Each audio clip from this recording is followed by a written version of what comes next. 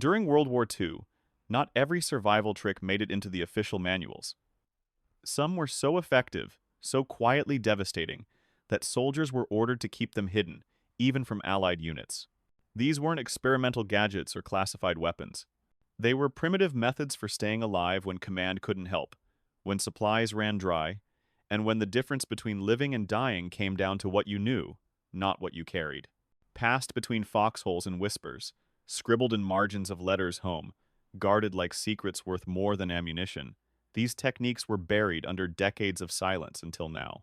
For staying warm without fuel, fed without rations, and alive without medics, soldiers developed tricks so powerful that commanding officers feared what would happen if the enemy ever learned them.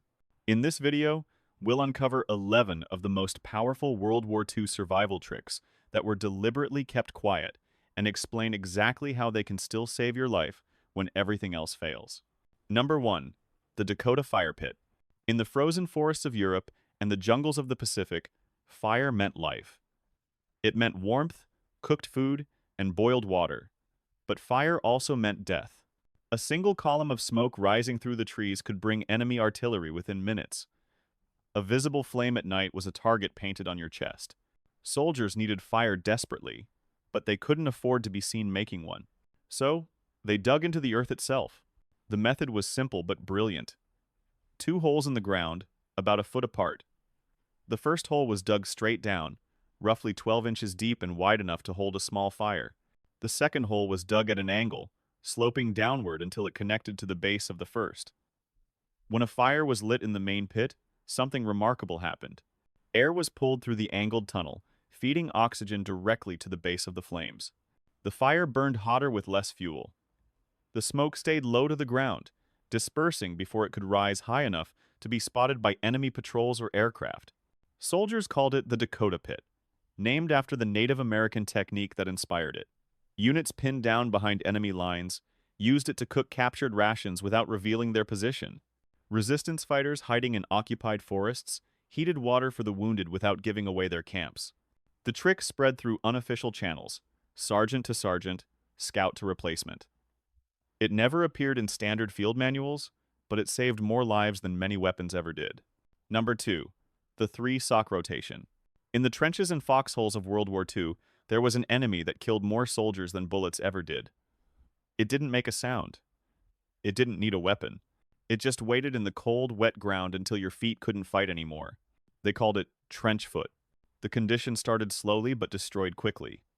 Feet that stayed wet too long began to swell. The skin turned pale, then red, then black. Soldiers who ignored the early warning signs woke up unable to walk. In severe cases, amputation was the only option. During the brutal winter campaigns of 1944, entire units were crippled not by enemy fire, but by their own rotting feet. So the military issued a strict order. Every soldier was required to carry 3 pairs of socks at all times. Not 1 pair, not 2, exactly 3. The rotation was simple but life-saving. Wet socks came off and were tucked inside the uniform, against the chest, where body heat could dry them slowly. A fresh pair went on the feet immediately. The 3rd pair waited in reserve. Every few hours, the cycle repeated. Wet became dry. Dry became worn. Worn became wet again. Soldiers who followed this rotation religiously kept their feet dry and their blood circulating. Those who ignored it, who thought 1 pair was enough, who didn't want to stop in the freezing cold, they were the ones carried out on stretchers with blackened feet. This wasn't about comfort. This was mathematics. And the soldiers who did the math survived. Number 3. Whale oil foot coating. Dry socks weren't always enough to save a soldier's feet.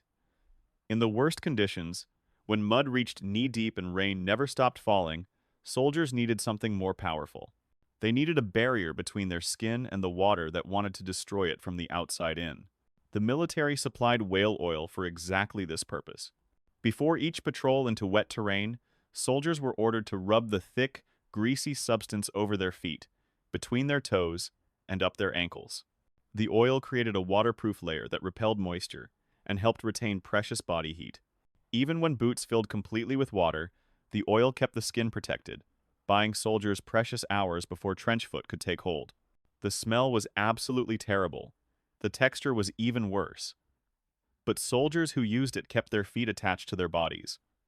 Those who refused the greasy ritual often lost them entirely. In the Pacific Theater, where tropical rains turned trails into rivers overnight, whale oil became as valuable as ammunition itself.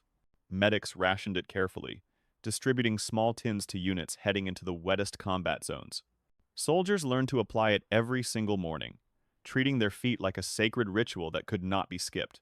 The principle behind this method was ancient. Sailors had used animal fats to protect their skin from salt water for centuries before. Number 4. Body heat blanket wrap. When night fell on the frozen battlefields of Europe, temperatures dropped well below zero. Fires were strictly forbidden because they revealed positions to enemy artillery. Fuel was completely gone, and the standard issue wool blanket, while better than nothing at all, simply wasn't enough to stop hypothermia from creeping into a soldier's bones. So, they improvised with what they had.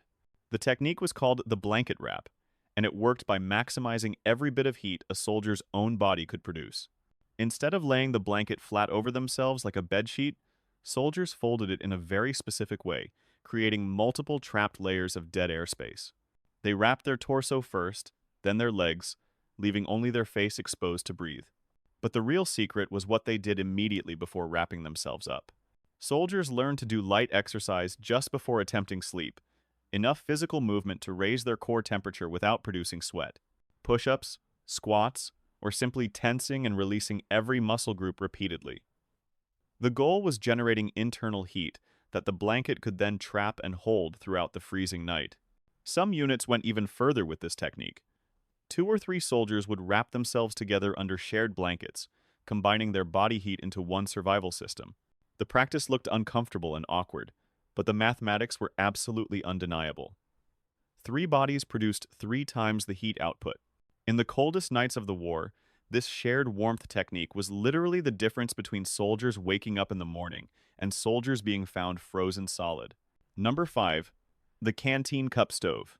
Hot food wasn't a luxury during World War II. It was a psychological lifeline that kept soldiers functional when everything else had fallen apart around them. But building a proper cooking fire in combat zones was often impossible. Open flames attracted enemy snipers. Smoke columns brought artillery strikes. And carrying heavy cooking equipment through hostile territory simply wasn't practical for soldiers already burdened with weapons and ammunition. So, they turned their standard issue canteen cups into portable stoves. The method was elegant in its simplicity. Soldiers would dig a small hole in the ground, just a few inches deep and wide. They'd fill it with dry twigs, leaves, or fuel tablets when available. The metal canteen cup was placed directly over this tiny fire pit, with the flames contained below ground level and largely invisible from any distance. The cup heated quickly and efficiently. Water could be boiled for purification in minutes. Rations could be warmed without the smell of cooking, traveling far enough to alert enemy patrols. And when finished, the soldier simply kicked dirt over the small pit, erasing almost all evidence that a fire had ever existed there. What made this trick so valuable wasn't just the cooking capability. It was the invisibility it provided. A soldier could prepare hot food while remaining completely concealed, something that seemed impossible with traditional fire-building methods. Number 6.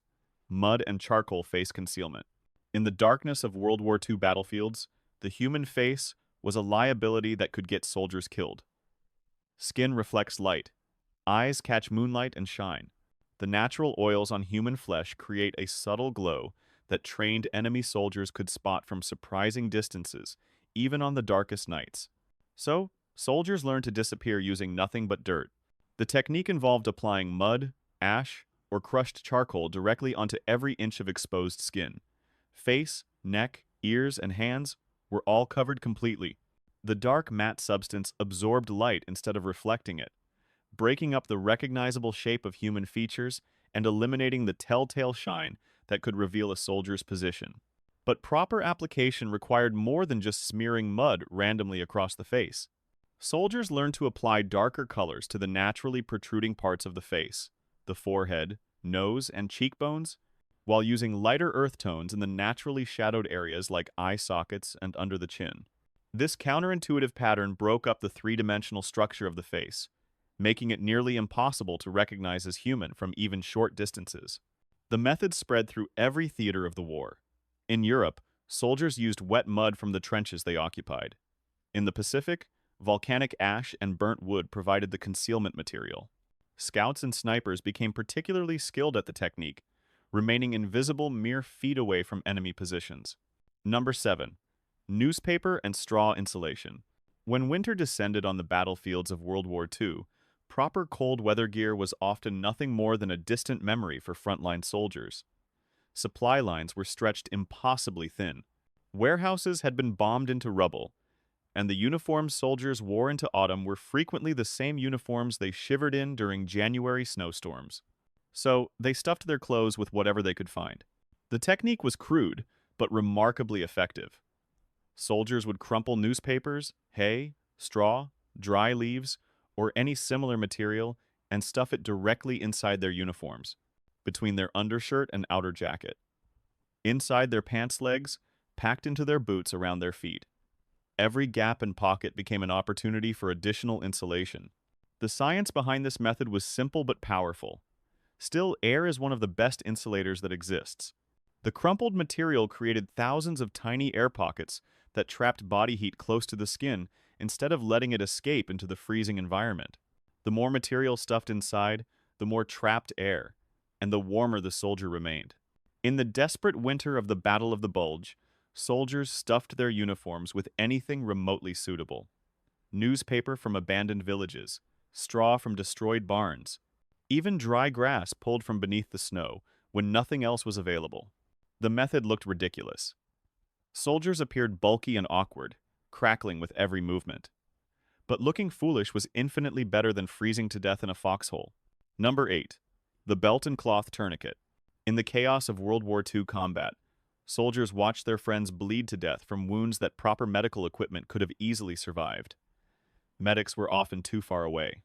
Supplies ran out constantly, and arterial bleeding from limb wounds could kill a healthy soldier in minutes if the blood flow wasn't stopped immediately by someone nearby. So soldiers learned to use their own belts as tourniquets. The technique was brutal but effective. When a soldier suffered a severe wound to an arm or leg, with bright red blood spurting rhythmically, indicating arterial damage, the nearest soldier would whip off their leather belt or tear a strip of cloth from their uniform. The material was wrapped tightly around the limb, several inches above the wound, between the injury and the heart. Then came the critical step that separated a functional tourniquet from a useless bandage. A stick, bayonet, or any rigid object was inserted through the wrapped material and twisted repeatedly, tightening the tourniquet until the bleeding stopped completely.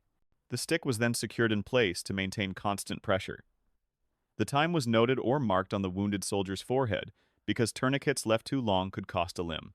This improvised method saved thousands of lives during the war. Soldiers who would have bled out waiting for medics survived, because their buddies knew how to stop arterial bleeding with nothing but a belt and a stick. Number 9. The buddy breathing shelter. In the most extreme cold of World War II, when temperatures dropped so low that exposed skin froze in minutes, soldiers discovered something counterintuitive about survival. Sometimes the best heat source wasn't fire or friction or movement. It was the warm, moist breath of another human being, trapped in an enclosed space. They called it buddy breathing, and it saved countless lives. The technique required 2 soldiers and a small enclosed shelter, whether a snow cave, a covered foxhole, or simply blankets draped over a framework of branches. The soldiers would position themselves face to face, close enough that their exhaled breath mixed together in the small space between them. Human breath exits the lungs at roughly 98 degrees Fahrenheit, carrying significant warmth and moisture. In a tiny enclosed space, this exhaled air doesn't escape. It accumulates. 2 soldiers breathing together could raise the temperature inside a small shelter by 20 degrees or more compared to outside conditions. The moisture in the breath also helped.